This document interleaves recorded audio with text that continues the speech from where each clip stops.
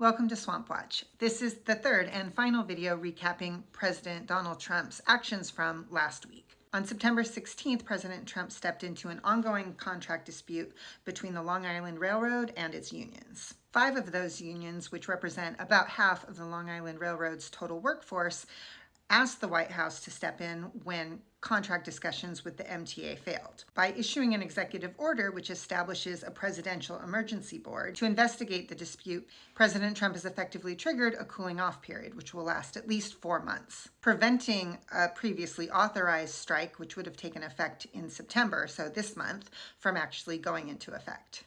President Trump has been a longtime critic of the Long Island Railroad, reportedly calling it a third world railway system, but in her remarks about the move, White House Press Secretary Karoline Leavitt said that Trump's intervention helped ensure that the Ryder Cup golf tournament would go on as planned without any disruption, since many of the people who will travel to watch the Ryder Cup will use the Long Island Railroad as their mode of transportation. The 5 unions that requested President Trump's intervention are demanding a 16% pay rise over the next 4 years. According to the MTA, which runs the Long Island Railroad, their average engineer already earns $160,000 a year, with their salaries topping out at $350,000, making them the highest paid railroad workers in the country.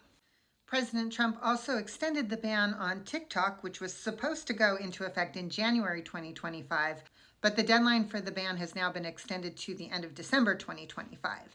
That's to allow enough time for a new U.S. joint venture to go into effect, with investors that include Larry Ellison's Oracle and the private equity firm Silver Lake taking control of the short-form video app here in the United States. The new venture will get a copy of TikTok's very valuable content recommendation algorithm, which will then be retrained on U.S. user data. During an interview on Sunday, President Trump also named Michael Dell of Dell Technologies and Lachlan Murdoch of the Murdoch Entertainment Empire as additional parties to the deal.